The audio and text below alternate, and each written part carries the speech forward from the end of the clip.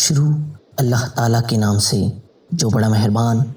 نہایت رحم کرنے والا ہے۔ روایت ہے کہ حضرت داؤد علیہ السلام کی قوم کے 70,000 آدمی عقبہ کے پاس سمندر کے کنارے ایلیا نامی گاؤں میں رہتے تھے، اور یہ لوگ بڑی فراغی اور خوشحالی کی زندگی بسر کر رہے تھے۔ اللہ تعالیٰ نے ان لوگوں کا امتحان اس طرح لیا کہ سنچر کے دن مچھلی کا شکار ان لوگوں پر حرام فرما دیا اور ہفتہ کے باقی دنوں میں شکار حلال فرما دیا، مگر اس طرح ان لوگوں کو آزمائش میں مبتلا فرما دیا کہ سنچر کے دن بے شمار مچھلیاں آتی تھیں اور دوسرے دنوں میں نہیں آتی تھیں۔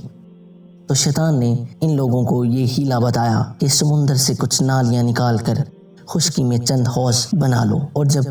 سنچر کے دن ان نالیوں کے ذریعہ مچھلیاں حوض میں آ جائیں تو نالیوں کا منہ بند کر دو،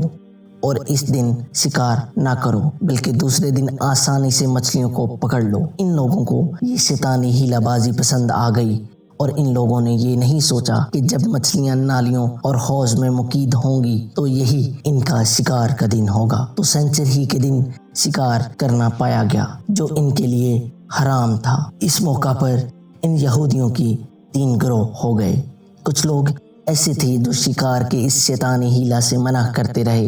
اور ناراض و بیزار ہو کر شکار سے باز رہے۔ کچھ لوگ اس کام کو دل سے برا جان کر خاموش رہے، دوسرے کو منع نہ کرتے تھے بلکہ منع کرنے والوں سے یہ کہتے تھے کہ تم لوگ ایسی قوم کو کیوں نصیحت کرتے ہو جنہیں اللہ تعالیٰ ہلاک کرنے والا ہے یا سخت سزا دینے والا ہے۔ کچھ وہ سرکش و نافرمان لوگ تھے جنہوں نے حکم خداوندی کی اعلانیہ مخالفت کی اور شیطان کی ہیلا بازی کو مان کر سنچر کے دن شکار کر لیا اور ان مچھلیوں کو کھایا اور بچا بھی لیا۔ جب نافرمانیوں سے منع کرنے کے باوجود شکار کر لیا تو منع کرنے والی جماعت نے کہا کہ اب ہم اس معصیت کاروں سے کوئی میل ملاپ نہ رکھیں گے۔ چنانچہ ان لوگوں نے گاؤں کو تقسیم کر کے درمیان میں ایک دیوار بنا لی اور عام درخت کا ایک الگ دروازہ بھی بنا لیا۔ حضرت داؤد علیہ السلام نے غضبناک ہو کر شکار کرنے والوں پر لعنت فرما دی۔ اس کا اثر یہ ہوا کہ ایک دن خطا کاروں میں سے کوئی باہر نہیں نکلا تو انہیں دیکھنے کے لیے کچھ لوگ دیوار پر چڑھ گئے، تو کیا دیکھا کہ وہ سب بندروں کی صورت میں مسخ ہو گئے۔ اب لوگ ان مجرموں کا دروازہ کھول کر اندر داخل ہوئے تو وہ بندر اپنے رشتہ داروں کو پہچانتے تھے اور اس کے پاس آ کر ان کے کپڑوں کو سونگتے تھے اور زارو زار روتے تھے، مگر لوگ ان بندر بن جانے والوں کو نہیں پہچانتے تھے۔ ان بندر بن جانے والوں کی تعداد 12,000 تھی۔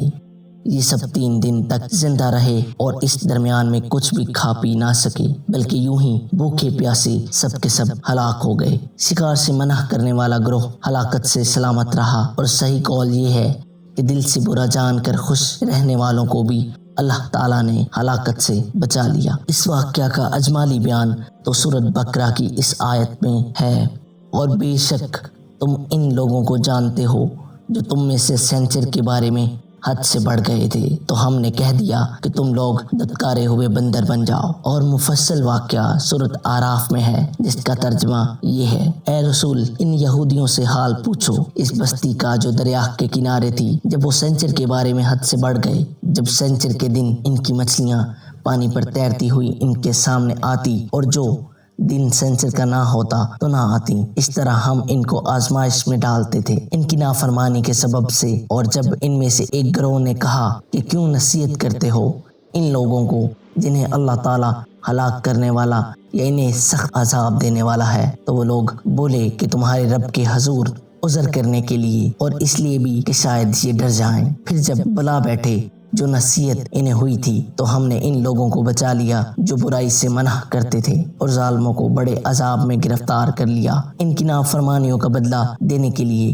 پھر جب انہوں نے ممانعت کے حکم سے سرکشی کی تو ہم نے فرما دیا کہ تم لوگ دھتکارے ہوئے بندر بن جاؤ۔ درس ہدایت معلوم ہوا کہ شیطانی ہیلا بازیوں میں پڑھ کر اللہ تعالیٰ کے احکام کی نافرمانیوں کا انجام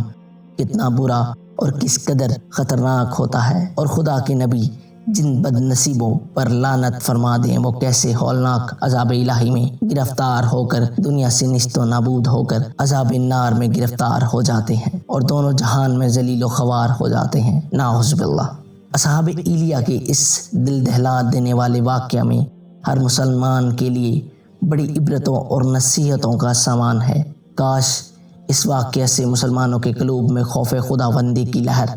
پیدا ہو جائے اور وہ اللہ اور رسول کی نافرمانیوں کی پگڈنڈیوں میں بھٹکنے سے منہ موڑ کر صراط مستقیم کی صحرا پر چل پڑے اور دونوں جہان کی سربلندیوں سے سرفراز ہو کر اعزاز و اکرام کی سلطنت کے تاجدار بن جائیں۔